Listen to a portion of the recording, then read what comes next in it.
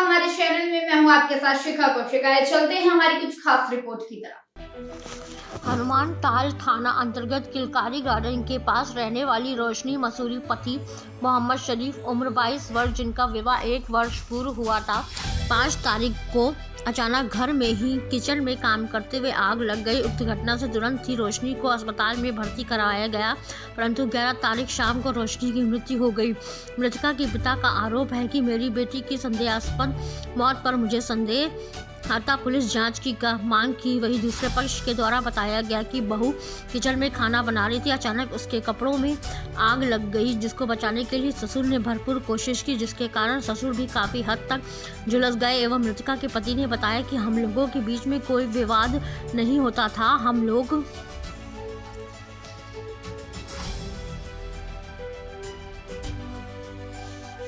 को दिन में 3:30-4 बजे खबर मिली कि तुम्हारी बहन जल गई है। कोई कह रहा मट्टी के तेल से जली है, कोई कह रहा थिनर से। अब हम लोग को पता ही नहीं चल रहा। अब हम लोग जहाँ आए कोई बता रहा अपनी बात, कोई ऐसा बता रहा, पता ही नहीं हम लोग को। अब हम लोग आए अपनी अपनी किस्म की बात कर रहे हैं। हम लोग कोई सच बता ही नहीं रहा, पूछ रहे। अब देखो क्या लगता है आपको? अब अपने को क्या लगता है, देखो पोस्टमार्टम के बाद क्या बताइए। लड़की भी नहीं, वजह भी नहीं बताई अभी। अपना नाम? हमारा नाम है अनवर। ये रोशनी पति मोहम्मद शरीफ है। ये उम्र 22 साल है और 1 साल पहले इनकी शादी हुई थी। ये किलकारी गार्डन के पास ठक्कर ग्राम में रहते हैं और 5 तारीख को इनको ससुराल में ही आग लग गई थी शरीर में। तो इलाज दौरान 11 तारीख की शाम को वह ख़त्म हो गई हैं। इसमें मर्ग कायम करके जांच में लिया गया है, पीएम के लिए भिजवाया गया। रिपोर्ट आने पर वैधानिक कार्रवाई की जाएगी। प्रथम दृष्टया किस तरीके का मामला नज़र आ रहा है? जलने से है, कैसे किन परिस्थितियों में जली, ये जांच का विषय है। जांच पूरी हो जाने पर क्लियर होगा वो। अपना नाम? कनक सिंह बघेल। मैं मोहम्मद शरीफ। मैं जस्ट हादसे वाले दिन बाहर था दरवाजे से, यानी कि दरवाजे से जस्ट दूर था, तो यानी अचानक चीखने की आवाज़ आई। तो मैं फिर आया दौड़ते, फिर मेरे पूरे मोहल्ले दोस्त जो रहे आए, तो पापा यानी कि वो यानी इनको बचा रहे थे। फिर मैं भी बचा रहा था, थोड़ा सा मेरे को भी हल्का सा आँच लगी थी जरी सी भी। बस उसके बाद मैं जैसे ही इनको बचाया तो जैसे ही आग बुझी, पानी जैसे भी, फिर उसके बाद मैं उनको वहाँ ले गया अस्पताल उपचार के लिए। अच्छा, जिस प्रकार से आपके ससुराल पक्ष से आरोप लगाया जा रहा है कि इसमें कुछ शंका और संदेह वाली बात आ रही, क्या बोलेंगे इस बारे में? ऐसी कोई शंका नहीं है कि ससुराल वाले पक्ष, आप उनसे खुद पूछ लीजिए।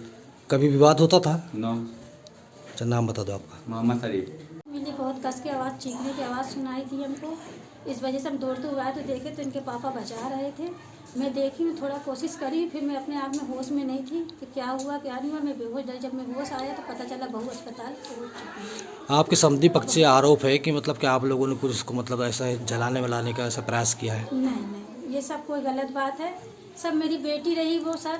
हम बच्चों को ऐसे रखते रहे कि हमारी बेटी हमारे साथ सब हम झोली रहती रही कि कुछ पूछिए मत। आप मोहल्ले में भी आप पता कर सकते हैं मेरी बहू कैसे रहती थी हम लोग के साथ। आपका नाम बता दो। कुर्सीदा।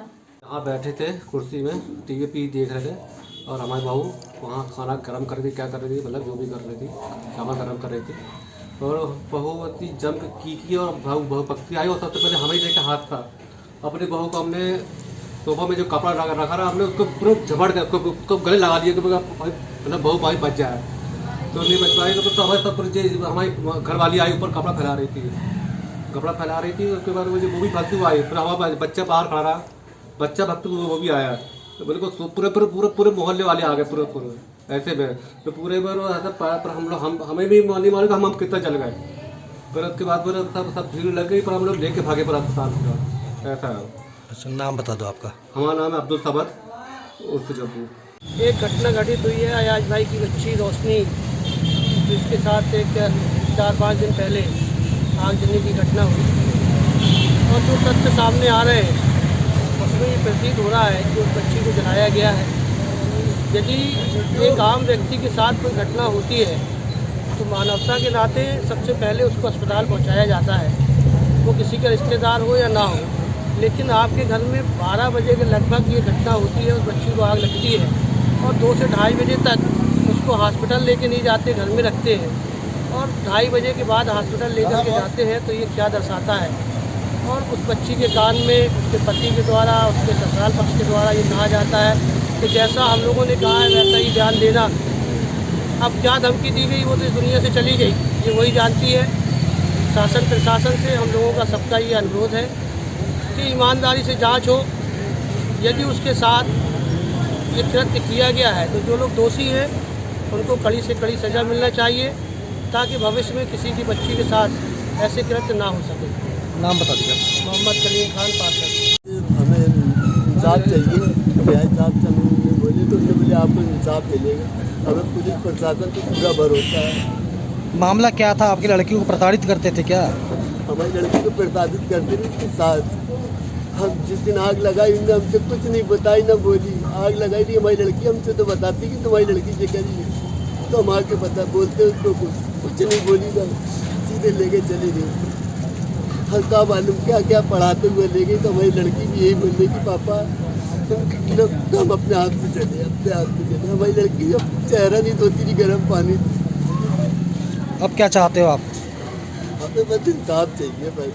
अगर गुनहगार वो है तो उनको सजा हो, अगर नहीं है तो फिर कोई बात नहीं। तो जांच चाह रहे हो आप? जांच चाहिए हमें। नाम बता दो आपका। मोहम्मद अयाज।